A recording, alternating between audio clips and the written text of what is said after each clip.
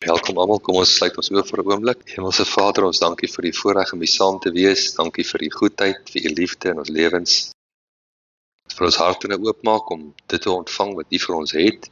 Deur die Heilige Gees dat ons gees gestig kan word, gebou kan word sodat ons oorwinnaars kan wees in hierdie lewe. Dankie vir die lig wat u vir ons gee. Dankie vir ons oë wat u oopmaak. Verligte oë van ons verstand, sodat ons kan verstaan en kan sien en kan doen dit wat u vir ons wys om te doen. In Jesus naam. Amen. Halleluja. Ja, welkom almal. Ek is vanoggend gelei om weer 'n bietjie te deel oor die titel van geregtigheid. My titel is gesetel in geregtigheid.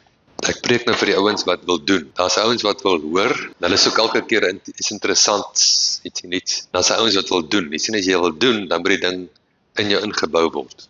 Moet in jou ingebou word want dit help nie jy verstaan van geregtigheid en jy weet van geregtigheid, maar jy doen dit nie.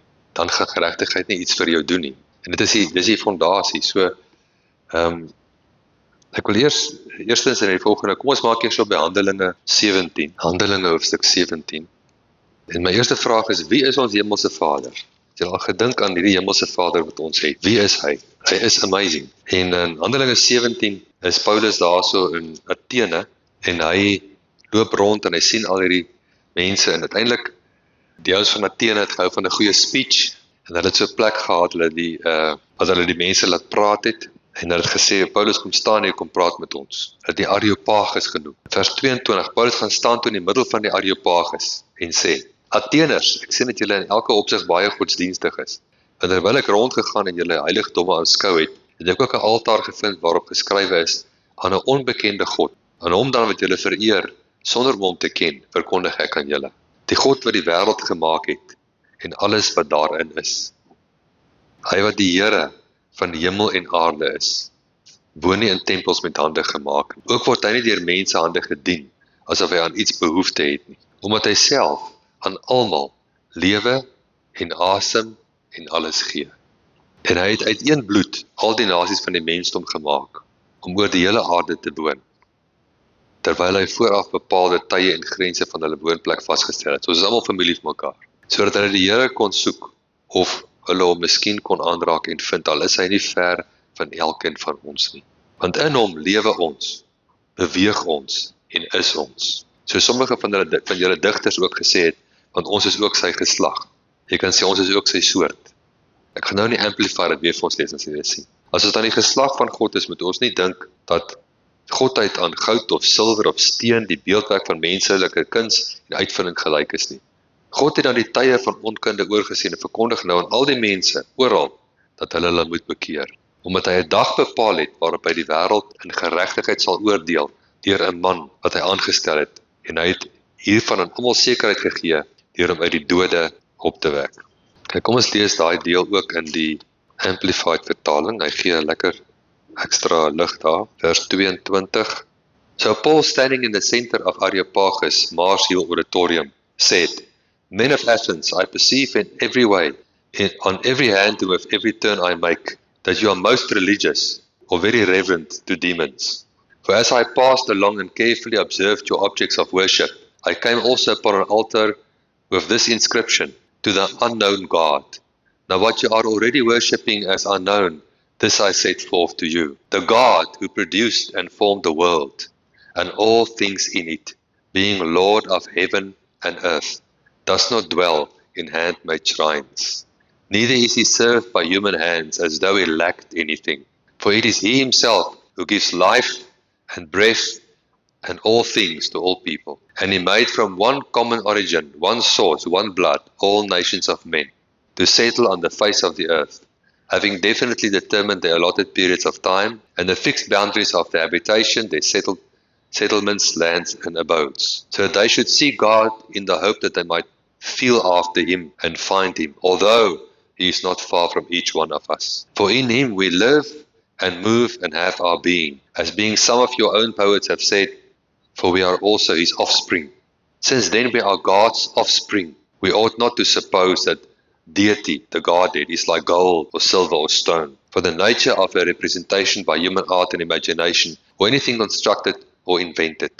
Such former ages of ignorance God, it is true, ignored and allowed pass unnoticed. But now he charges all people everywhere to repent, to change their minds for the better, and heartily to amend their ways, with abhorrence of their past sins, because he has fixed a day when he will judge the world righteously by a man whom he had destined and appointed for that task. And he has made this credible and given conviction and assurance and evidence to everyone by raising him from the dead. Okay, so ons sien dat hierdie Vader vir ons is amazing.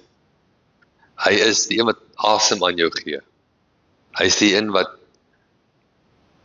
jou gemaak het. En hy is die een wat jou die vermoë gee om te dink, die vermoë gee om te wees. Amen. Nou gaan ons na Genesis 1 toe. Ons ken seker almal Genesis 1 al. Dis nou die begin van die boek. Genesis 1 vers 26 tot 28. En God het gesê, laat ons mense maak na ons beeld, na ons gelykenis, en laat hulle heers oor die visse van die see, en die voëls van die hemel, en die vee, en oor die hele aarde, en oor al die diere wat op die aarde kruip. En God het die mens geskape na sy beeld. Na die beeld van God het hy hom geskape.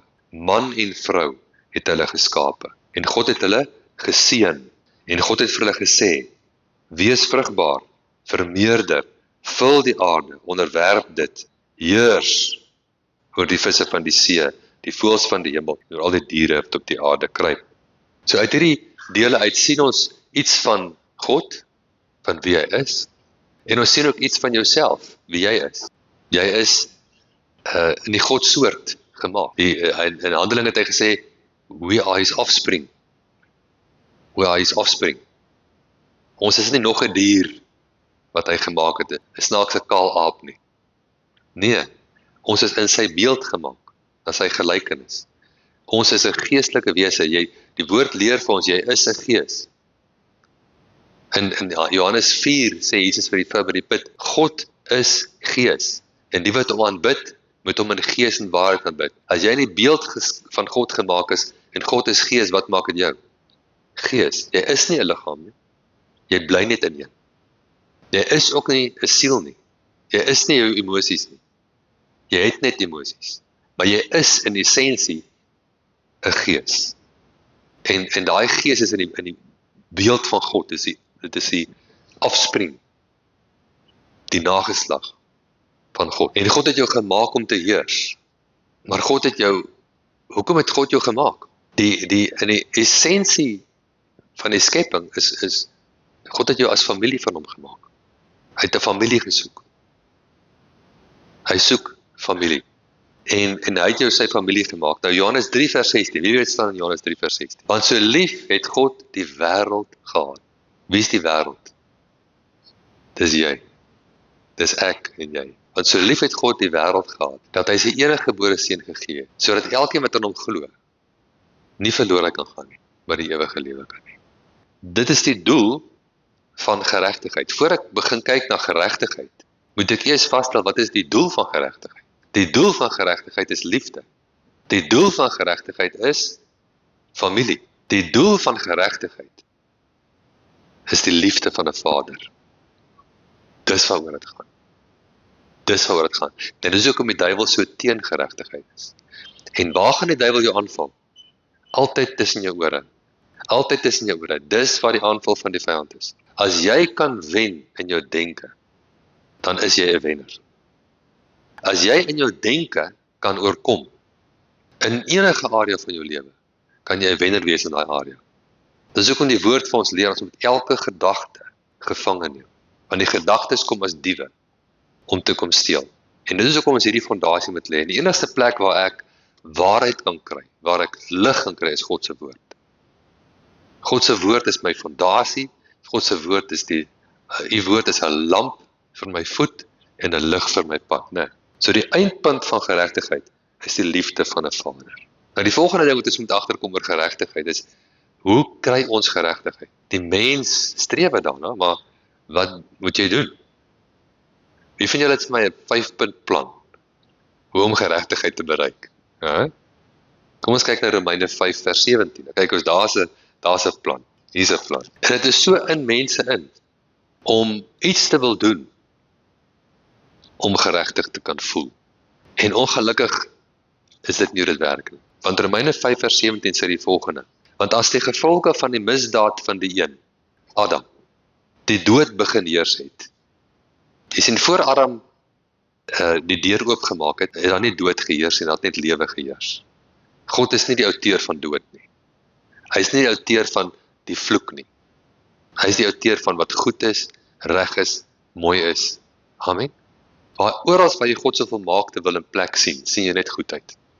Waar jy God se volmaakte wil in plek sien, is daar geen siekte nie. Waar jy God se volmaakte wil in aksie sien, is daar geen vloek nie. Amen. Maar toe kom daai oop deur. Adam maak die deur oop. As gevolge van die misdaad van die een, die dood geheers het deur die een. Veel meer sal hulle. So hier is nou 'n nuwe groep wat gaan heers. En agterkom wie dit is. Sal hulle wat oorvloed van guns en die geskenk van geregtigheid ontvang in hierdie lewe heers deur die een, Jesus Christus. So wie is die tweede groep wat nou kan heers? Die wat kan ontvang. Jy sien, die wat kan ontvang. Om te kan heers, moet jy kan ontvang. En hy praat van twee dinge om te ontvang. Oorvloed van guns, geskenk van geregtigheid. So wat word geregtigheid genoem? 'n Geskenk. Jy kan nooit geregtigheid ontvang deur 'n 5-punt plan nie. Jy is nie meer of minder geregtig omdat jy die Sabbat hou of nie hou nie. Jy is nie meer of minder geregtig omdat jy 'n beter mens is. Inteendeel, dit werk andersom. Wanneer ek geregtigheid ontvang as 'n geskenk, word ek 'n beter mens. Jy kan nie geregtig word deur 'n beter mens te word. Jy word 'n beter mens wanneer jy geregtigheid ontvang as 'n geskenk. In 1 Korintiërs 15 sê hy, in King James so mooi, hy sê vers 34, awake to righteousness and sin not. Jy sien, wanneer jy wakker word, amen, skud jou kop, dat jou ore jou wakker klap. Jy ken daai gesegde. Wanneer jy wakker word, wanneer die lig opgaan in jou, wanneer jy skielik agterkom, dit was hier al die tyd. Al die tyd het die Here vir my alles gedoen. Jy weet, dit is soos daai verlore seun. Hy kom terug na hy al sy pa se erfporsie uitgemors het, né? En hy sê vir homself, Jesus, dit gaan nou sleg met my. Ek het saam met die varke, hulle pele. Ek sal terug gaan na my pa toe en ek sal vir hom sê, pa, stel my net aan as die laagste werker op die laagste vlak. Dit sal dan met my beter gaan as wat dit nou met my gaan. En toe hy nog ver weg was, sien die pa hom kom. En hy hardloop hom met oop arms tegemoet. En hy sit vir hom 'n kleed om. Hy begin praat, die pa hoor nie eens nie. Hy kan nie sy sinnetjie klaar maak. Sit vir hom 'n ring aan, sit vir hom 'n kleed aan, maak 'n fees. En toe, wat maak die oudste seun? Toe sy vies. Jesus, hierdie jong mannetjie kom nou terug na alles wat hy gedoen het. En my pa gooi 'n fees vir hom. Hy slag die vetgemaakte kalf. Vir my het my pa nog nie eens 'n bokkie geslag. En wat was die pa se antwoord? Hy sê al die goeders was altyd joune. Jou eie attitude, oudste seun, het jou weggehou. Dit was altyd joune. Dit het altyd in jou behoort. Wat is jou probleem? Jy sien, dis wat godsdienst van mense doen. Godsdienst maak sodat mense nie besef wat behoort aan hulle. So geregtigheid is 'n geskenk, né? Nou Romeine 10, Romeine praat baie van baie Romeine deel oor geregtigheid. Romeine 10 net van vers 1 tot 4. Sê broers, die verlange van my hart en die gebed wat ek tot God vir Israel doen, is tot hulle redding. Nou ons weet daar's 'n verskil tussen redding en wedergeboorte, né? Wedergeboorte of 'n geboorte is in iets in en redding is uit iets uit. Okay? Wanneer ek praat van 'n geboorte, dan val die klem nie op waaruit ek gebore word, die klem val waarin ek gebore word. Daar's nie 'n hoofopskrif in die Koran, seentjie uit ma gebore nie. Die Koran sal nie verkoop nie, want dit is stupid. Almal weet dit.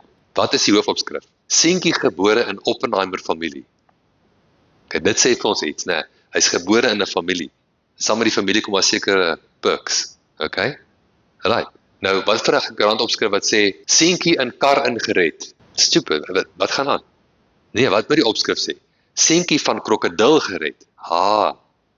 Dis sekondêr dat hy in die kar ingered is, maar hy is van iets gered. Kan jy sien? So redding is altyd van iets en geboorte is altyd in iets in. So as hy sê, my gebed wat ek tot God vir Israel is tot hulle redding. Is 'n redding van wat? Redding van alles wat jy redding van nodig het, né?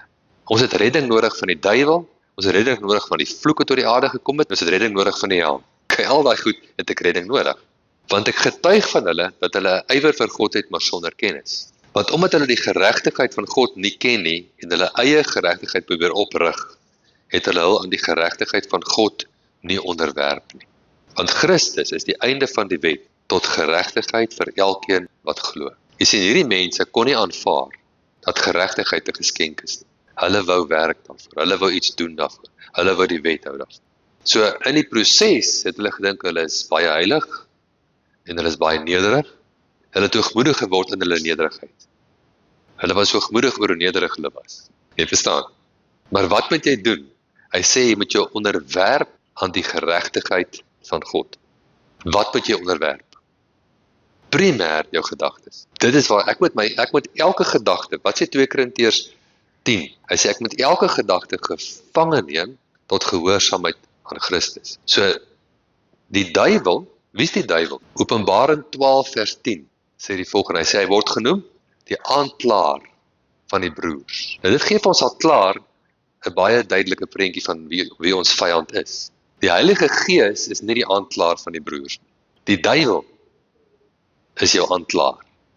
As jy gedagtes skryf wat jou aankla, is dit nie die Heilige Gees nie. Amen. Jou eie gees kan jou veroordeel.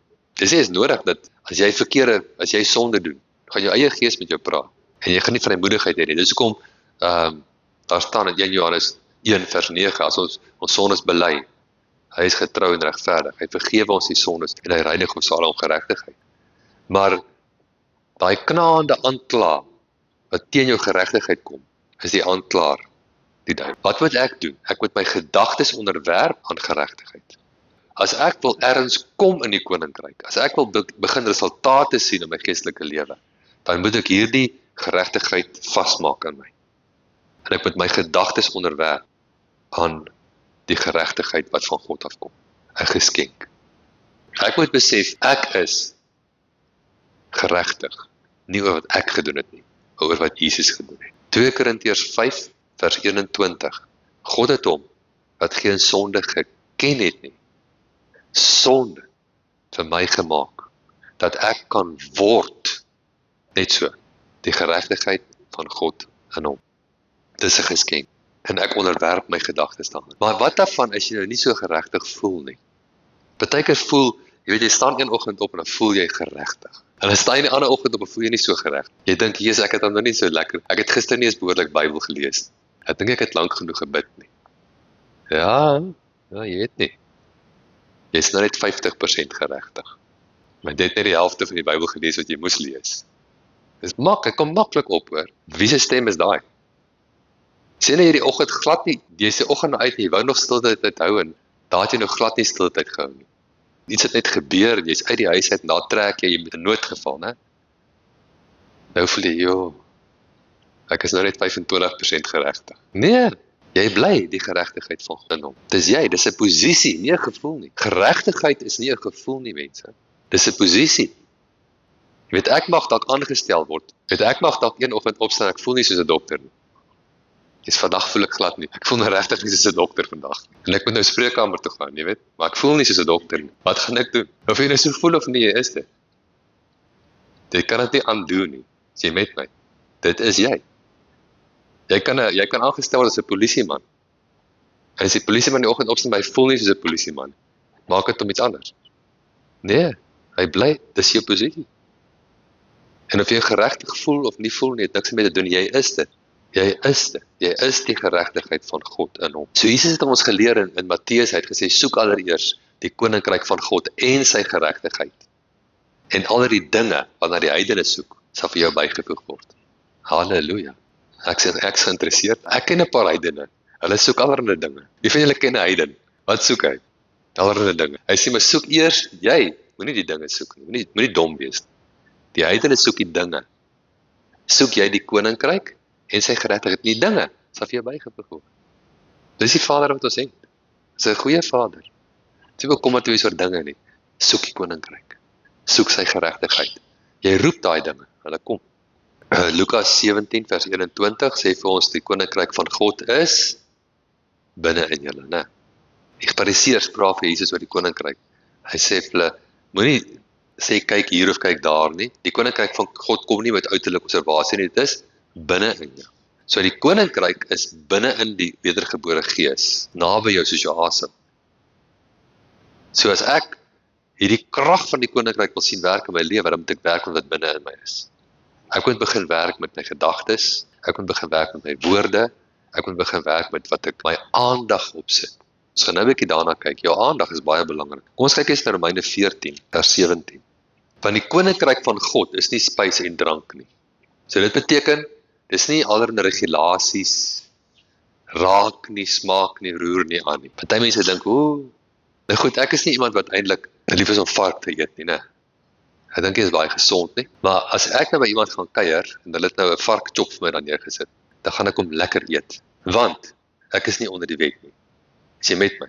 Ek is nie onder die wet. En ek gaan nie die broer aanstoot gee dat hy nou lekker varkchops gebraai het en ek is nou dan jy sit jouself onder die wet weer, jy verstaan? Ons is nie onder die wet nie. En Paulus het voorbeelde daarvan. Paulus sê dat hy sal wat Paulus is, sal in 'n afgodstempel inloop.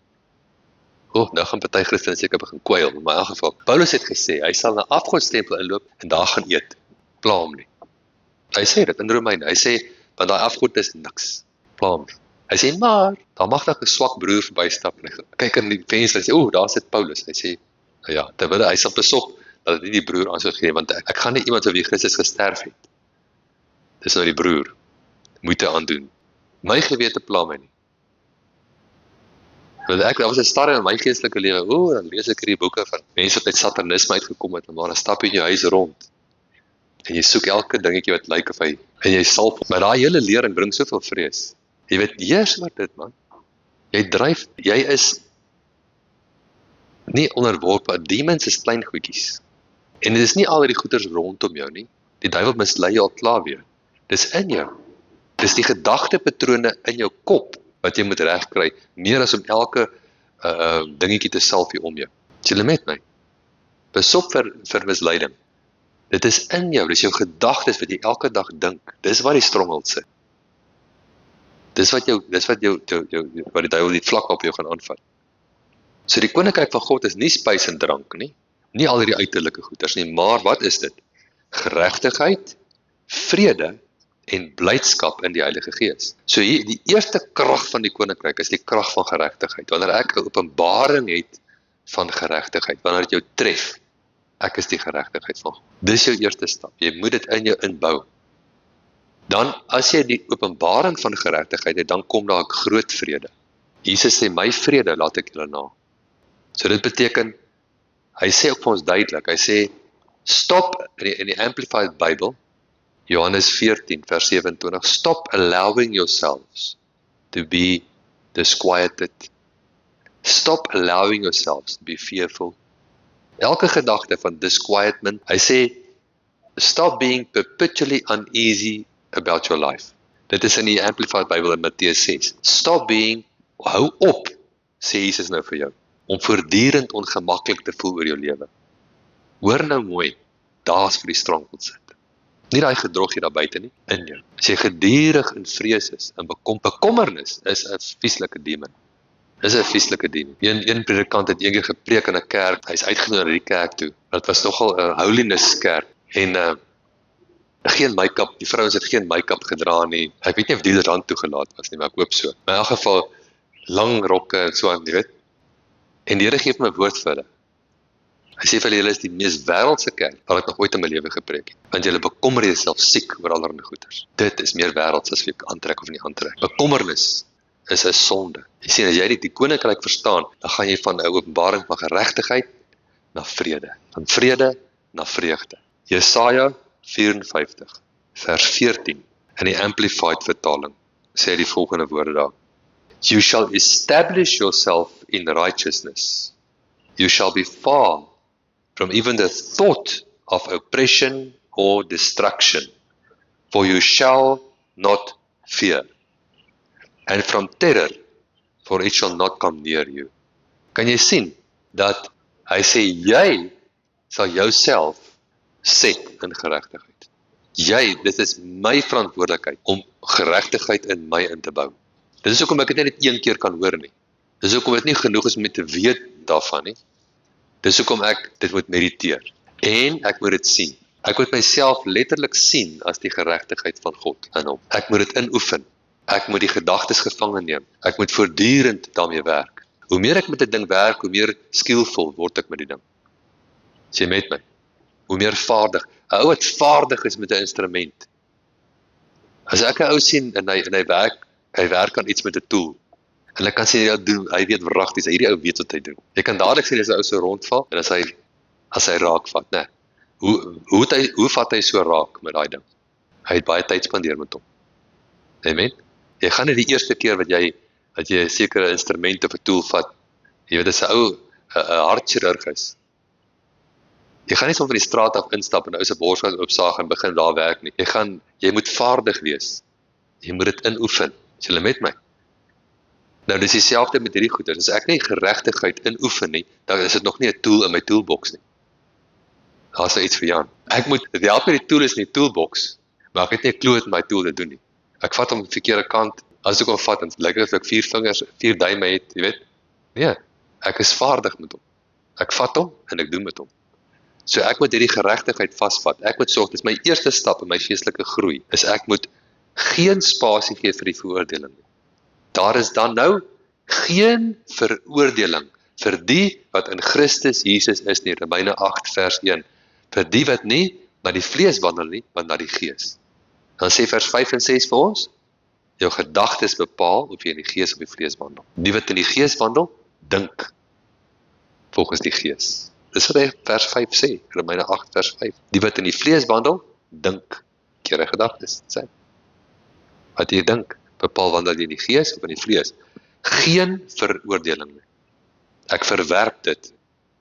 Ek is, die bloed van Jesus het ontslaag geraak van my verlede. Totaal. Die bloed van Jesus het my 'n nuwe mens gemaak. Amen. Die bloed is kragtig genoeg gewees. Die bloed was 'n hoog genoeg prys om my 'n nuwe skepsel te maak. Dis al wat nodig is, die bloed. Ek staan op die bloed. Nie my eie werke nie, nie my eie pogings nie, is die bloed van Jesus. You shall establish yourself in righteousness. En wat sal dan gebeur? Terrorisme sal nie naby jou kom nie. Dis amazing. Dis 'n amazing belofte hier. Hy sê nie is die gedagte van oppression sal naby jou kom nie. Jy kan jouself so in geregtigheid set, dat jy glibberig is vir die duiwel. Hy kan nie in jou vat plek kry. As die duiwel net kan inkom en iets doen aan jou, hoekom dreig hy jou eers? Dink 'n bietjie mooi, hoekom dreig die duiwel jou eers, voor hy iets doen? As hy jou kan doodmaak, hoekom probeer jy jou bang maak om dood te gaan eers? Want hy kan nie as jy dit nie vat nie. Amen. Hy moet jou eers laat vat. Spreuke 3 vers 1 tot 8. Spreuke 3 vers 1. My seun, vergeet my onderwysing nie, laat jou hart my gebooie bewaar. Want dit sal lente van dae en jare van lewe en vrede vir jou vermeerder. Laat liefde en trou jou nie verlaat. Bind dit om jou hals. Skryf dit op die tafel van jou hart. Dan sal jy genade vind en 'n goeie insig in die oë van God en die mens. Vertrou op die Here met jou hele hart en steun nie op jou eie insig nie. Ken hom in al jou weë, dan sal hy jou paaie gelyk maak. Wees nie wys in jou eie oë nie. Vrees die Here en wyk af van kwaad. Dit sal genesing wees vir jou liggaam en verkwikking vir jou gebeente. Nou kom ons lees met die Amplified. Spreuke 3, dit klink as volg. My son, forget not my law or teaching, but let your heart keep my commandments. For length of days and years of a life worth living, and tranquility, inward and outward, and continuing through old age till death, these shall they add to you. Let not mercy and kindness, shutting out all hatred and selfishness, and truth, shutting out all deliberate hypocrisy or falsehood, forsake you. Bind them about your neck, write them upon the tablet of your heart. So shall you find favor, good understanding, and high esteem in the sight or judgment of God and man. Lean not, trust in and be confident in the Lord.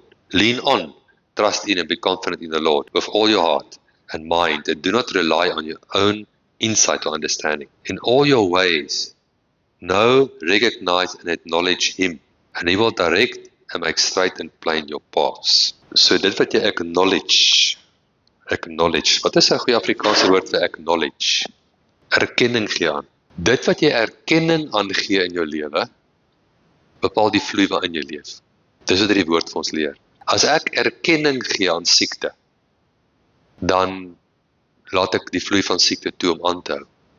As ek erkenning gee aan genesing, aan God se woord, dan leef ek in daai vloei. As ek erkenning gee aan God se beloftes, dan leef ek in die vloei van sy beloftes. Maar as ek erkenning gee aan die probleem, dan leef ek in die vloei van die probleem. As ek voor 'n probleem te staan kom, dan kan ek eintlik 'n besluit om te neem. Gaan ek erkenning gee aan die probleem? Hoeveel erkenning gee ek aan die probleem? En hoeveel erkenning gee ek aan God se woord? Want ek kan nie aan al twee erkenning gee nie. Dan is ek 'n double-minded man. Ek moet besluit waar gee ek erkenning. God sê in sy woord dat my God sal voorsien in al my behoeftes na sy rykdom in heerlikheid in Christus Jesus. Amen. Filippense 4. En hy sê in Lukas 6 vers 38, gee en aan jou sal gegee word. 'n Goeie maat, ingestamp tot oorlopends te vol, sal die mense in jou boesem gee. En nou kry jy 'n geval van bekommernis oor finansies. Hier kom die vyand nou en hy sê vir jou, weet jy moet nou 'n bietjie realisties raak. Kyk nou 'n bietjie na jou situasie. En jy wat begin erkenning gee aan wat die duiwel sê, in plaas van wat God sê. Dis jou keuse aan wie jy erkenning gee. So dit wat jy plek gee voor in jou lewe, sal jou lewe stuur. Dit wat ek plek voorgee in my gedagtes. Amen. Wat baat dit jou om plek te gee aan jou in jou gedagtes aan die probleem? Daai plek kan die oplossing. Elke probleem het 'n oplossing. Amen. Party mense sien die probleem. Ander mense sien die oplossing. Jy kan jou geloof meet deur te kyk hoeveel vreugde jy het en hoeveel vrede jy het. Jou vrede, jou vlak van vrede en jou vlak van vreugde is jou vlak van geloof. Dit staan in Romeine 15 vers 13. Mag die God van alle hoop jou vervul met blydskap en vrede deur die geloof. Dat jy oorvloedig kan wees in die hoop deur die krag van die Heilige Gees. Halleluja.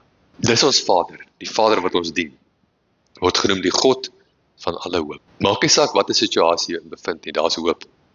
Daar's net iemand wat jou gesê daar's nie hoop nie, en dis die duiwel. Die enigste vir wie daar nie hoop is nie, is die duiwel. Sê vir hom, ja, vir jou is daar geen hoop, maar ek dien my Vader. Hy is die God van alle hoop. 1 Petrus 2 vers 24 wil ek net vir ons lees uit die King James. Hy sê, who his own self bear our sins in his own body on the tree, that we, being dead to sin, should be alive unto righteousness, by whose stripes you were healed. Who his own self bore my sins in his own body on the tree, that I can be dead to sin, that I can be alive unto righteousness.